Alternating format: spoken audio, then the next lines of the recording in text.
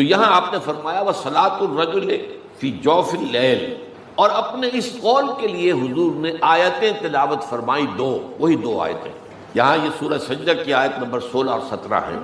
تتجافى جنوبهم عن المضاجع، اللہ تعالیٰ اپنے خاص محبوب بندوں کی یہ صفات بیان کر رہا ہے کہ ان کے پہلو اپنے بستروں سے علیحدہ رہتے ہیں، رات کے وقت جاگتے ہیں، بستر پر لیٹیں گے تو سو جائیں گے۔ تتجافى جنوبهم عن المضاجع يدعون ربهم خوفا وطمعا، وہ اس وقت اپنے رب کو پکارتے ہیں، دعائیں کرتے ہیں، خوف کے ساتھ بھی، اس کے مواخذے کا خوف، اس کے عذاب کا خوف، اس کے باز پرس کا خوف، اس کی ناراضی کا خوف، جہنم کا خوف، و طمعا، اور طمع کس کی؟ اللہ راضی ہے، اللہ کے اجر و ثواب کی بھی طمع ہو، لیکن سب سے بڑی طمع کیا ہے؟ اللہ مجھ سے راضی ہے۔ اس لیے سب سے اونچا مقام یہی ہے، رضی اللہ عنہم ورضوا عنہ، اللہ ان سے راضی ہو گیا، وہ اللہ سے راضی ہو گیا۔ یہ باہمی رضا ہے، بندہ اپنے رب سے راضی رہے، وہ ہے کہ تسلیم و رضا جو بھی دنیا میں آ رہا ہے اس پر شکوہ، اللہ کا شکوہ زبان پر جو بھی آ رہا ہے یہ میرے رب کی طرف سے، وہ میرا مولا ہے، آقا ہے، دوست ہے، میرا خیر خواہ ہے، اسے معلوم ہے کہ اس شر کے پیچھے کون سا خیر آ رہا ہے، مجھے کیا پتا، مجھے تو شر نظر آ رہا ہے، خیر تو نظر نہیں آ رہا۔ اس لیے فرمایا گیا کہ ہو سکتا ہے عسیٰ ان تکرہوا شیئا وہو خیر لکم وعسیٰ ان تحبوا شیئا وہو شر لکم واللہ یعلم وانتم لا تعلمون، ہو سکتا ہے تمہیں کوئی چیز بری لگے حالانکہ اسی میں تمہارا خیر ہے، این ممکن ہے تمہیں کوئی چیز اچھی لگتی حالانکہ اس میں تمہارے لیے شر ہے۔ اللہ جانتا ہے تم اس کیفیت کے اندر دنیا کی زندگی گزارے، اللہ تعالیٰ آخرت میں اسے راضی کر دے گا، اللہ اس سے راضی ہو جائے گا۔ اس قرآن کو اچھی سے اچھی خوشحالی کے ساتھ پڑھو۔ من لم یتغن بالقرآن فلیس منا، جو قرآن کو بہتر سے بہتر انداز میں، اچھی سے اچھی آواز میں، خوشحالی کے ساتھ پڑھنے کی کوشش نہیں کرتا وہ ہم میں سے نہیں ہے۔ بلکہ ایک مرتبہ حضور رات کے وقت آپ گشت پر تھے اپنے ساتھیوں کے حالات معلوم کرنے کے لیے۔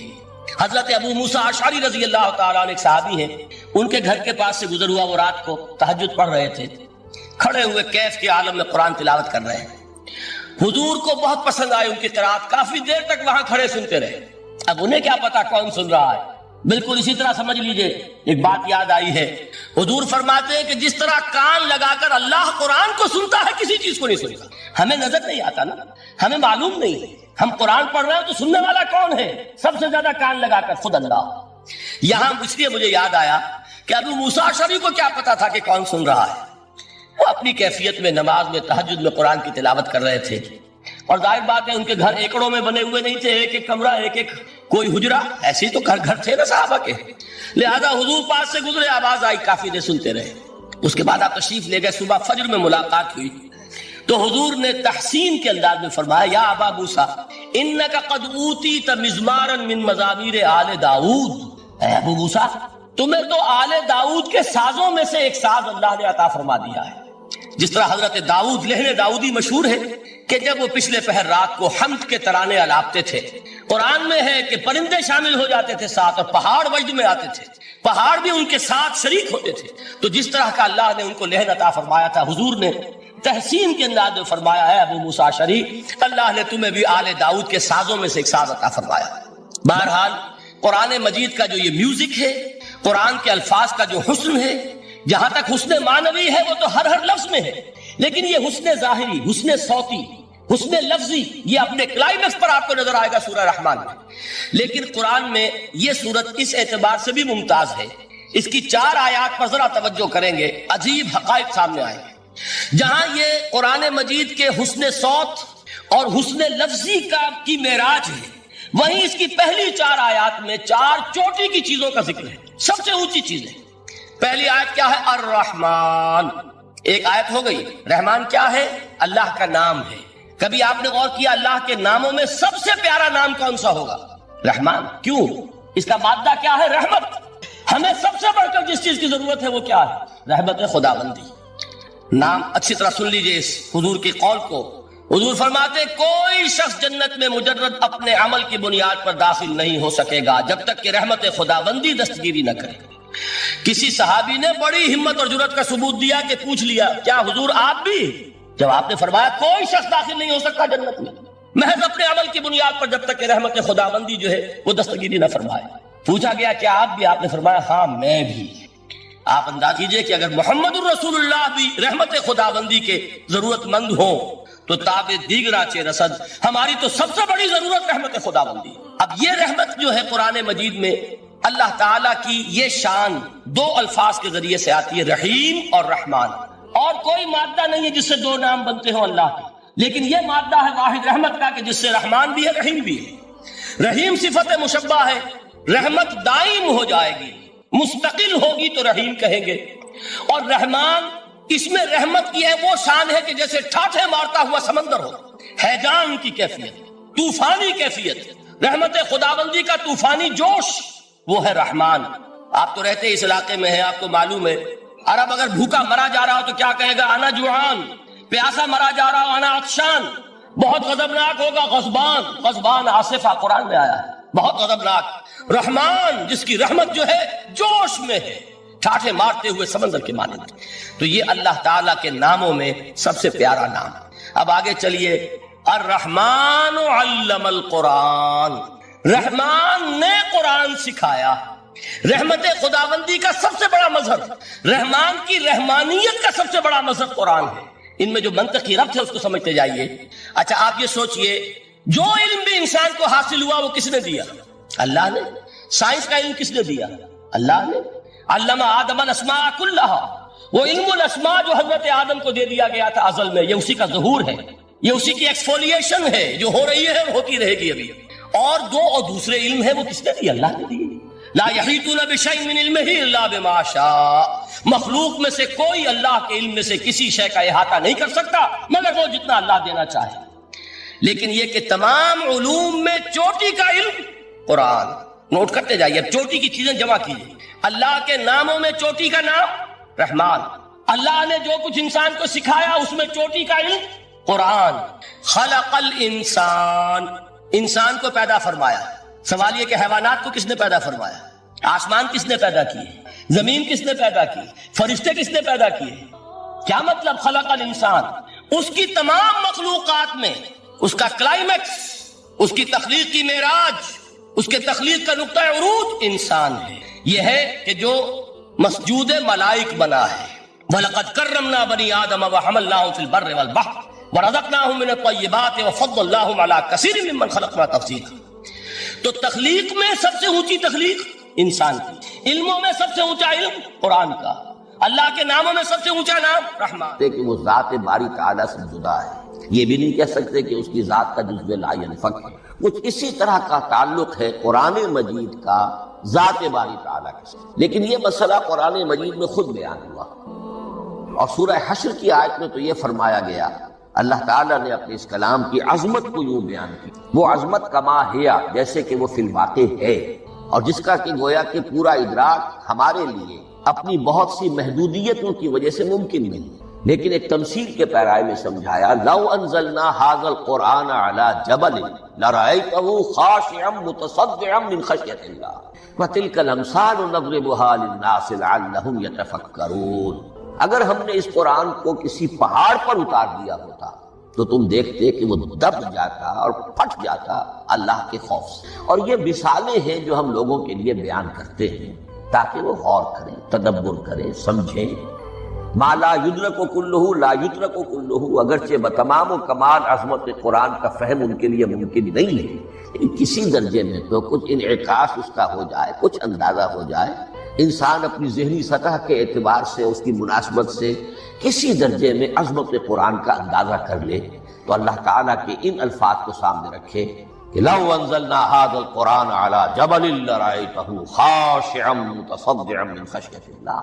اب اس آیت کو سمجھنے کے لیے سورہ اعراف کی آیت نمبر 143 کو سمجھنا ہوگا، اسی اصول کے تحت کہ القرآن یفسر بعضہ بعضا، قرآن کا ایک حصہ دوسرے حصے کی تشریح کرتا ہے۔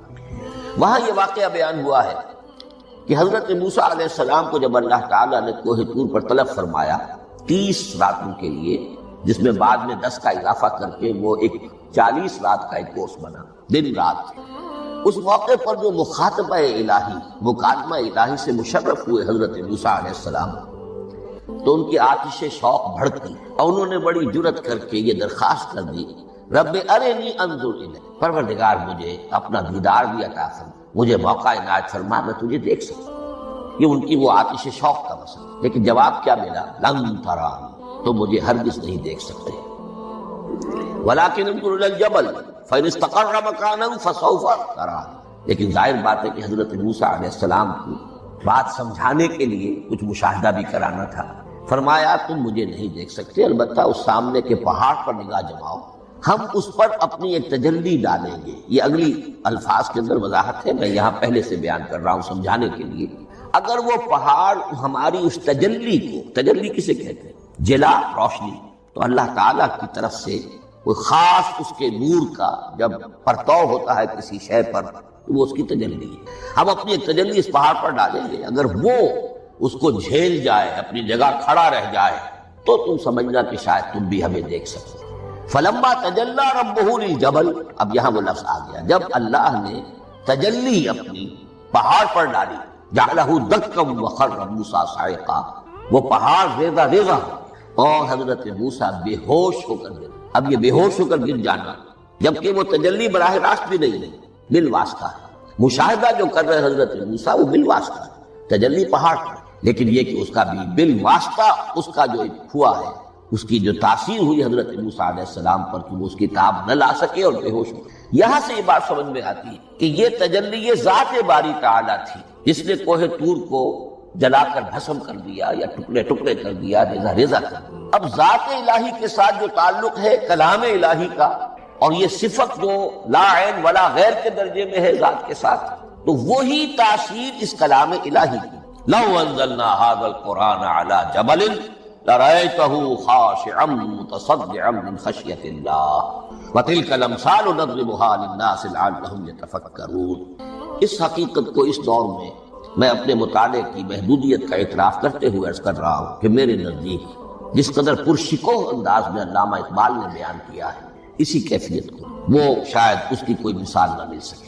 فاش گویم آنچ در دل مزمرست، یہ کتابیں نیست چیزیں دیگر، میں صاف ہی کہہ دیتا ہوں جو میرے دل میں چھپی ہوئی بات ہے۔ فاش گویم آنچ در دل مزمرست، یہ کتابیں نیست، اس قرآن کو کتاب نہ سمجھ، یہ کچھ اور شے ہے، چیزیں دیگر است۔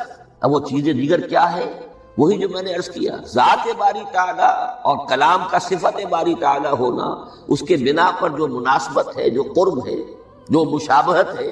مثل حق پنہاؤ ہم پیداست، زندہ و پائندہ و گویاست۔ اس کلام میں اللہ تعالیٰ کی ساری صفات کا انعکاس موجود۔ یہ بات ویسے بھی سمجھ میں آتی ہے، کوئی شخص ذرا گفتگو کرے، چند جملے جب وہ ادا کرے گا اپنی زبان سے تو معلوم ہو جائے گا کہ اس کے فہم کا، اس کی دانش کا، اس کے مطالعے کا حدود اربع کیا ہے اور اس کے ذہن کی سطح کیا، سمجھ میں آ جائے گا۔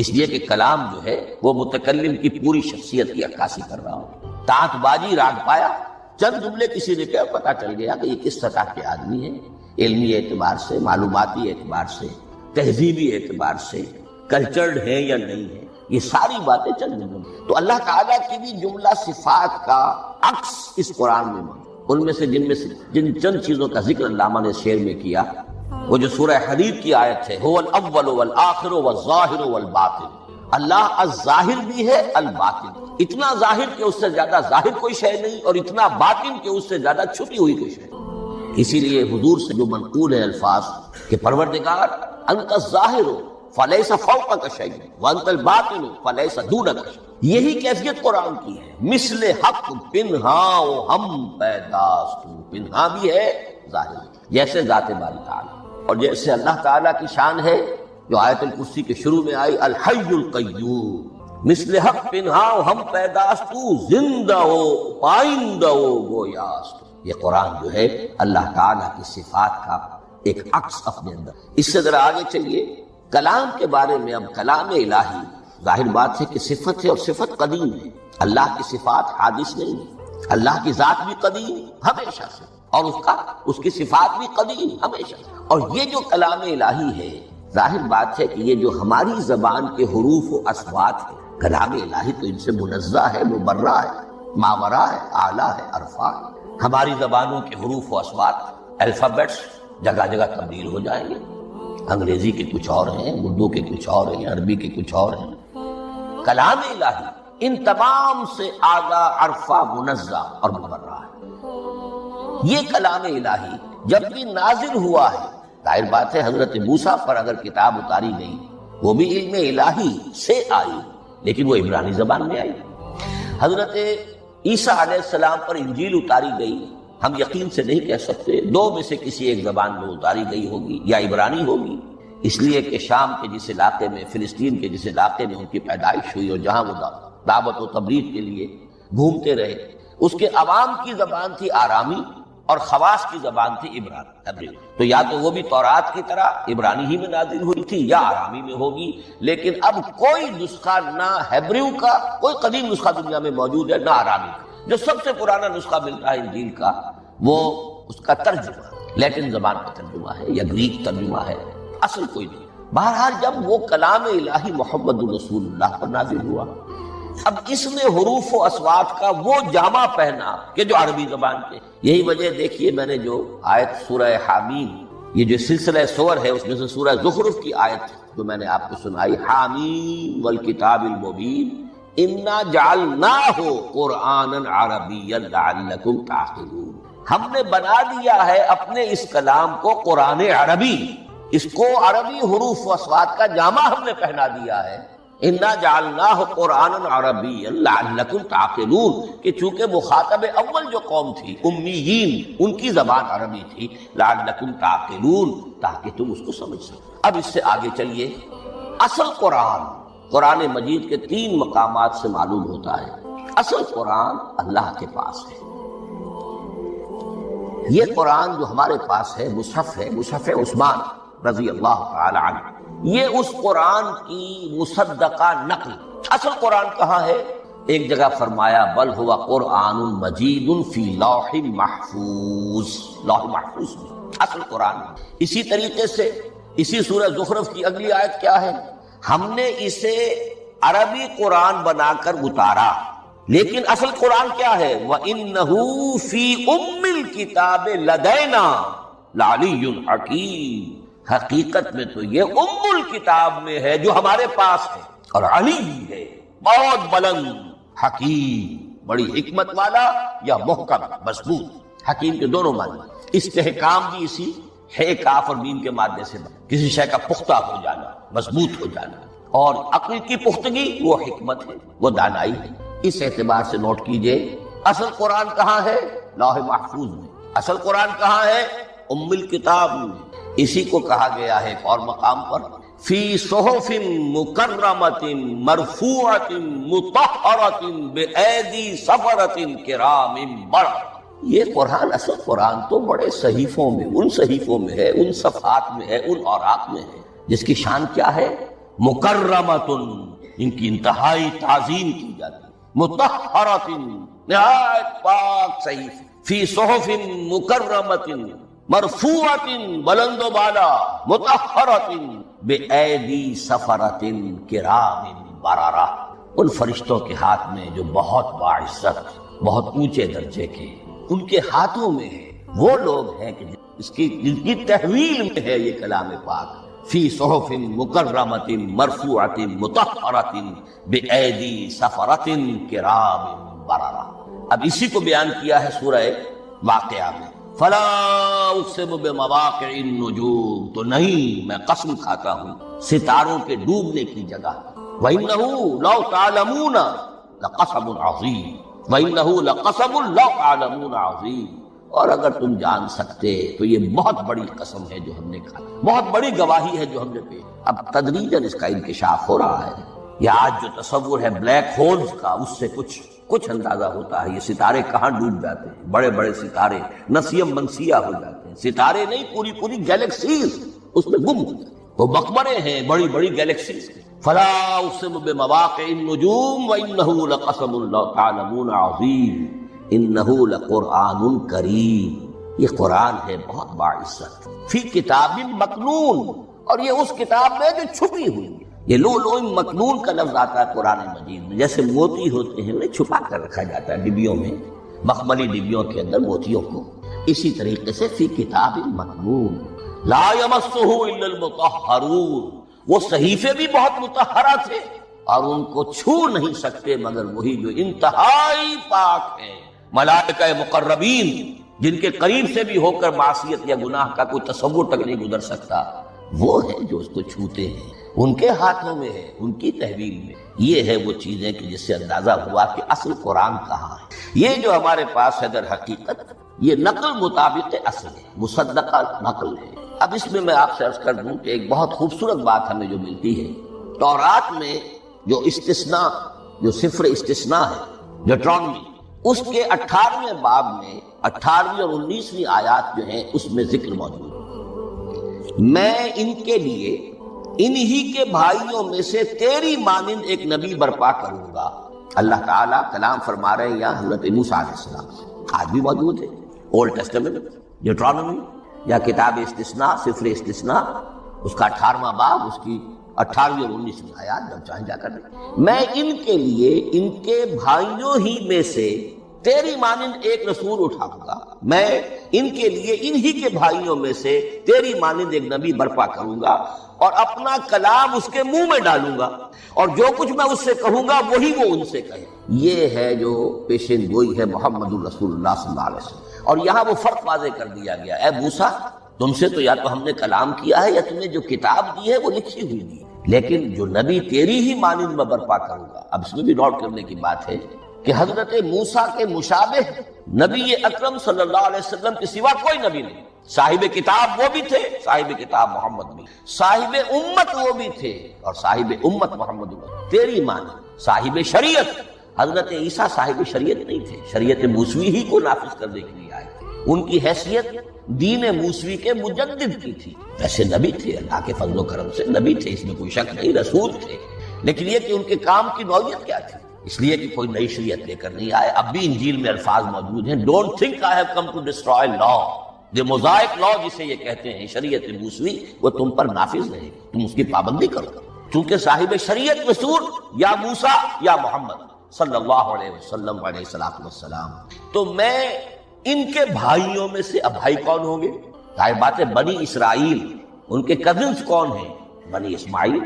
بنی اسرائیلی تو جو بھی نبی ہے وہ انہی میں سے ہے، ان کے بھائیوں میں سے، تو بھائی تو ہوگا، ان کا کزن ہوگا، اب وہ کون ہے؟ بنی اسماعیل۔ تو ان کے بھائیوں میں سے گویا کہ غیر اسرائیلی جو ان کے قریب ترین قرابت دار ہوں گے وہ بنو اسماعیل۔ تیرے مانند صاحب شریعت نبی میں برپا کروں گا، لیکن اس پر جو میرا کلام اترے گا وہ کس شکل میں اترے گا؟ میں اپنا کلام اس کے منہ میں ڈالوں گا، اور پھر وہ جو کچھ کہے گا وہ وہی کہے گا جو میں نے کہا ہے۔ اب اس کے حوالے سے ایک بہت اہم بات سمجھ لیجئے، قرآن مجید کے دو اہم مقامات کی وضاحت اس سے ہو جائے گی۔ یہ کلام اللہ، قرآن مجید میں اس کو قول جبرائیل بھی کہا گیا ہے۔ کلام اللہ حضرت جبرائیل کے ذریعے سے جب ادا ہوا ہے تو قول جبرائیل ہے، اور پھر جب وہ محمد الرسول اللہ کی زبانی ادا ہوا تو قول رسول ہے، قول محمد ہے صلی اللہ علیہ وسلم۔ یہ قول اللہ بھی ہے، قول جبرائیل بھی ہے، اور قول محمد بھی ہے بیک وقت۔ یہ بات دیکھیے سورۃ تکویر، اذا الشمس كورت، انه لقول رسول کریم ذی قوت عند ذی العرش مکین مطاع ثم امین وما صاحبکم بمجنون۔ یہ یہاں پر حضرت جبرائیل کا ذکر ہو رہا ہے۔ وما ہوا بقول شیطان الرجیم، محمد تک اس قرآن کو لانے والا تو وہ بلند پائے کا فرشتہ ہے، یہ کوئی شیطان رجیم نہیں ہے۔ اس لیے کہ مکے والوں نے کہہ دیا تھا ہو سکتا ہے کوئی بدروح آئی ہو محمد پر، اور اس بدروح نے کوئی الٹی سیدھی بات سکھا دی ہو، نہیں۔ انہ لقول رسول کریم، یہاں رسول کریم کون ہے؟ حضرت جبرائیل۔ انہ لقول رسول کریم ذی قوت عند ذی العرش مکین، بڑی قوت والا اور جس کا بڑا اونچا مقام اور مرتبہ ہے عرش والے کے قریب۔ ذی قوت عند ذی العرش مکین مطاع ثم امین، وہ فرشتوں کے مطاع ہیں، فرشتے ان کی اطاعت کرتے ہیں، فرشتوں کے سردار ہیں، اور پھر ساتھ ہی پورے امین ہیں، جبرائیل امین، یہ ہم لفظ استعمال کرتے ہیں۔ اور اس کے بعد آگے جا کے فرمایا وما ہوا بقول شیطان الرجیم، یہ کسی شیطان رجیم کا قول نہیں۔ اب یہاں اس سورہ تکویر میں قرآن کو قول جبرائیل قرار دیا، لیکن سورۃ الحاقہ میں چلیے اس کے آخر میں آتا ہے انہ لقول رسول کریم وما ہوا بقول شاعر قلیلا ما تؤمنون ولا بقول کاہن قلیلا ما تذکرون تنزیل من رب العالمین۔ یہاں اب رسول کریم سے مراد محمد الرسول اللہ صلی اللہ علیہ وسلم، یہ کسی شاعر کا قول نہیں ہے، کسی کاہن کا قول نہیں، یعنی جس کے زبانی یہ قرآن لوگوں کے سامنے آ رہا ہے۔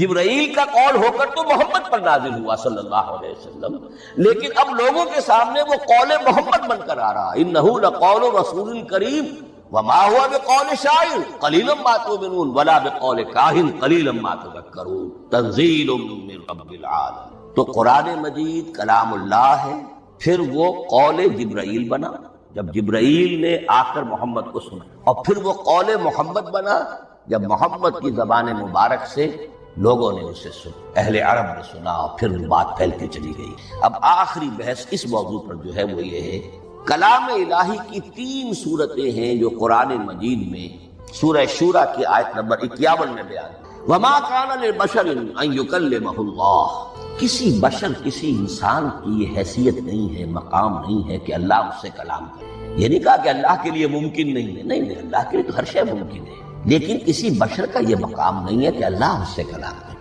مخلوق ہے، بشر ہے۔